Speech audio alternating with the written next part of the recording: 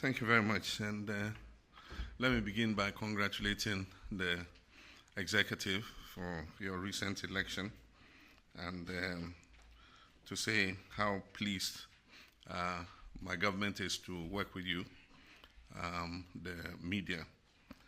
I've been a fellow traveler for quite a long time, and by virtue of my training as a journalist, I remember the early days when I did my internship in GBC, and Madam Afeni Dazi was the news editor.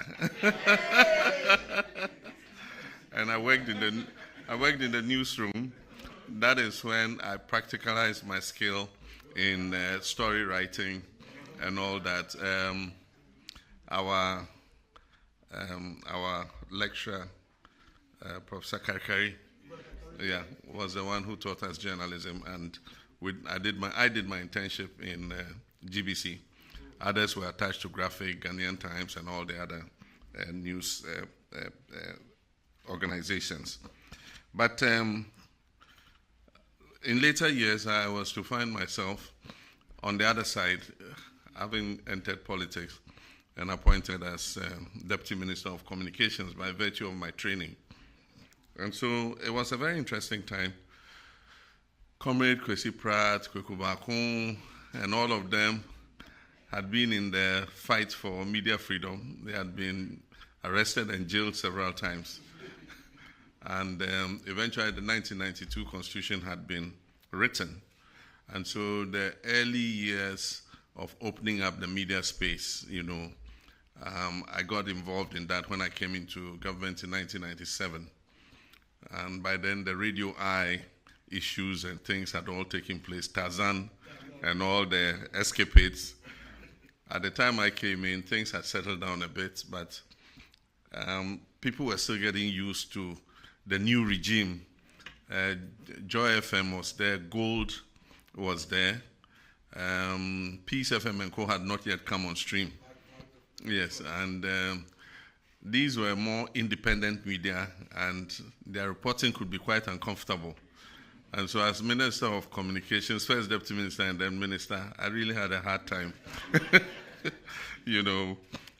containing government communications. But it was a good experience.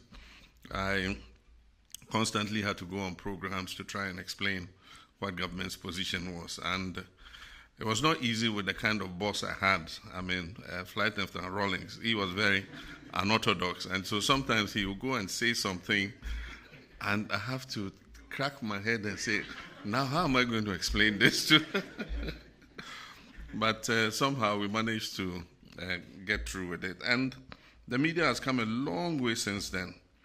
And I believe that the major catalyst for this has been the 1992 Constitution. It's been one of our most progressive constitutions in the history of Ghana, especially the inclusion of Chapter 12, specifically on the media, indicating media freedoms and what needed to be done to protect the media. And for the first time, licensing was taken away, so anybody could establish a media house without the kind of restriction that used to exist before. And so we've come a long way since then. But since then, a lot of things have changed. And one of the major changes in the media landscape is technology and the new media. And so we don't have traditional media as we knew it. In terms of media houses, you either had a newspaper publishing organization or you had a broadcasting organization. The media has become a bit decentralized, and because anybody who has a phone and a camera can report news to the public. And it means that communications is dealing with a wider range of people, not only traditional, well-organized media houses, but also individuals, especially the new group called bloggers, who go to events with journalists and vie for positions with them to get the best shots and the best stories. And they just go with their phone, edit, and then they put the news out. So the media landscape has changed, and the sources of information has changed. And in many cases, it is those people who are setting the agenda, because for most of our stations in the morning, they're taking a lot of news from what 1957 covered, or what GH something covered, and they have all these, their little inscriptions they put on their videos, and that drives the discussion in the morning. So they become a very important part of that segment, but are unregulated. And so sometimes they go to the extreme. The language is filthy. I mean, they can just, go to town, either insulting somebody or sometimes on the limits of hate speech. Yeah, and these are things that in the whole world, people are beginning to look at and say, how can we regulate hate speech? How can we regulate, extreme foul language, And so it's just an issue I'm raising so that all of us can begin to think about it. And the point is, would we classify them in the typical sense of journalists? I mean, those bloggers, are they typically journalists? Those are all questions that must agitate our minds.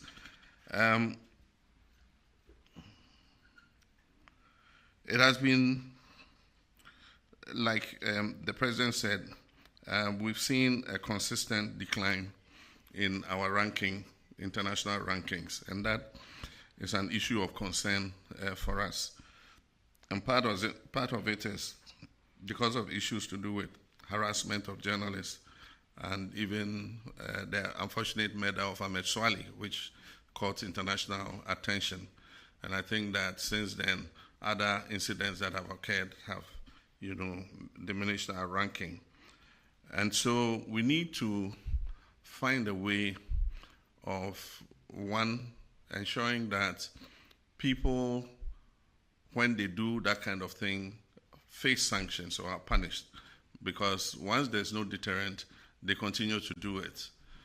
Or aside from that, to educate and create awareness that journalists are not enemies. They are reporting something that is happening. And so they must be given a free leverage to be able to do their reporting. Many times when I go to a function and I'm seated, I normally look at the way the journalists are being handled. And you find that there are some security personnel who just have a knack for harassing journalists. I mean, they are not harming anybody. They are standing, they are filming. Then somebody comes, you can't stand here, move, And I said, what have they done? So sometimes I have to shout and say, leave them, let them do their job, And so I think that we need to create awareness in the minds of these people.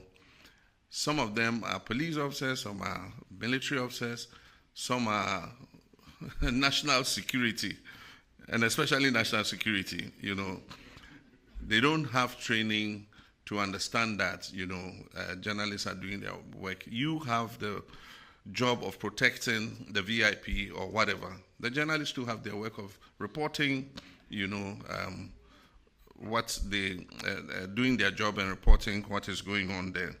And so we must find a way, and I told President that I'll want, Felix and the ministers of security agencies to create a certain forum where the Journalists Association and these security agencies can interact so that it sends a message to them that, look, journalists are not your enemies. They are there to do their legitimate job of informing the people, and so they are not subject to harassment. With regards to the state-owned media, they are caught up in what I described as the changing media. So because the landscape has changed and people get their information from more sources than before, it means that people are reading fewer newspapers. people are watching less of the traditional media and getting a lot of their information from short videos and bloggers and other things.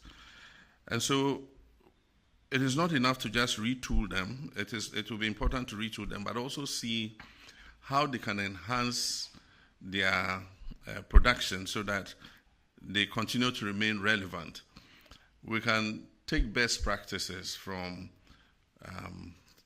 abroad, from New York Times and Financial Times and all of that. I mean, they themselves have seen a drop in the actual purchase of hard copies, but then they have quickly switched to online and have very effective online subscriptions. And so they tease you with a very interesting story.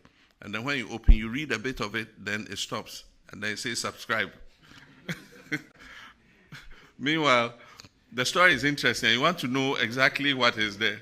So then you can just press subscribe. Then it says, oh, 1 month trial.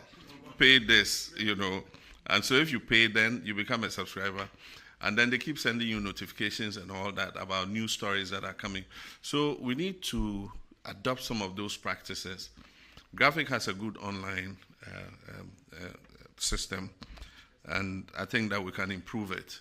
And we should follow suit with, Ghanaian Times and all of them, so that we are taking the media to the digital age. But like I said, there's still a role for state-owned media, and we must protect the state. Some people say we should divest all of them and make them private, but I think that public broadcasting is not always commercial and profit-making. Yeah, I mean, who will do the local language education if GBC were not there? I mean, nobody who has a private station wants to do adult education in Ewe and adult education in Dagbani and things like that. It's GBC that will do it.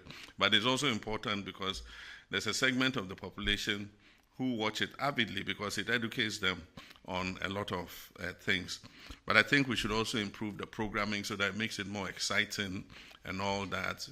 People now want more illustration.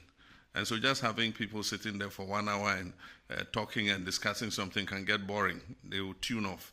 But if they are discussing and you're showing literally what they are talking about, and this, it makes the program more interesting. So that's one of the things that we need to look at.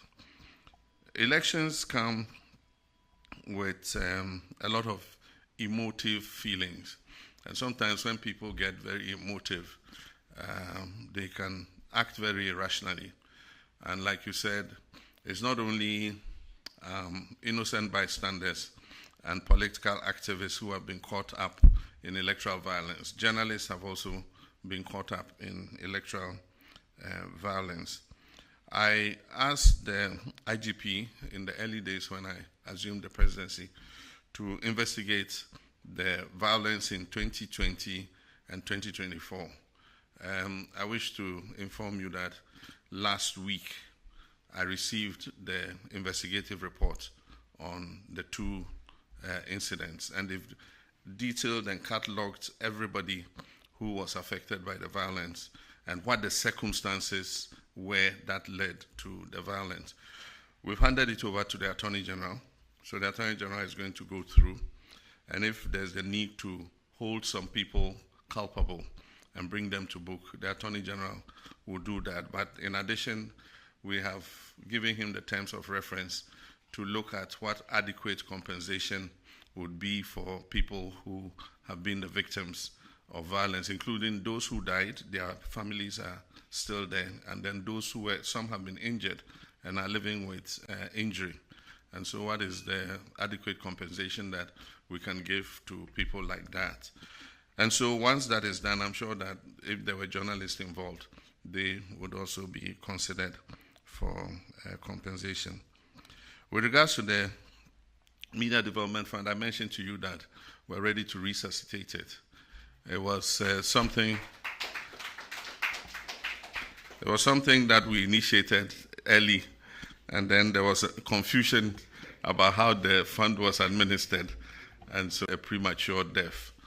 But I think that we're all more matured now, and we would put in a mechanism that makes it more transparent and easier for journalists to benefit from the fund. So I think that in next year's budget, under Government Communications Department, the fund will be activated and some money will be put in it. And what I believe is that between government and the GJA, will constitute a board of trustees that will indicate how the fund should be utilized. And finally, I'm surprised that you still don't have land title for the press center land. It's unfortunate because this land was donated more than 20 years ago. And I think that all of us were very proud and appreciated the gesture that President Kufuor did in giving the press center. We have had events there many times, and I've been at the press center to witness events and even participate in some events. So I think that the time has come for us to get the Lands Commission to process that so that in future nobody can come and take it away from you. So that in future nobody can come and take it away from you. So let's work on that, but also look at the designs and costings you've made for developing that. And I think that government will be prepared to lend you a hand in developing the structures that you want. I'm sure not only government, there are many institutions, corporate institutions out of their CSR that will be willing to chip in order to create a modern, a GJA press center for Ghana.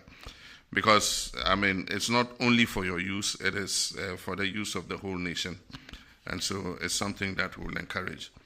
So these are the few things that I'll say. But what I want to commit to you is that we're going to work together with you to make sure that we improve our rankings again in the international rankings so that Ghana resumes its pride of place as the beacon of media freedom, not only in West Africa, but in the whole of Africa. Thank you very much. Thank you very much, Your Excellency, for those compelling words.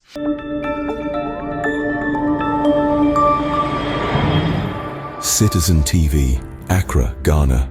Citizen TV, the citizen's power.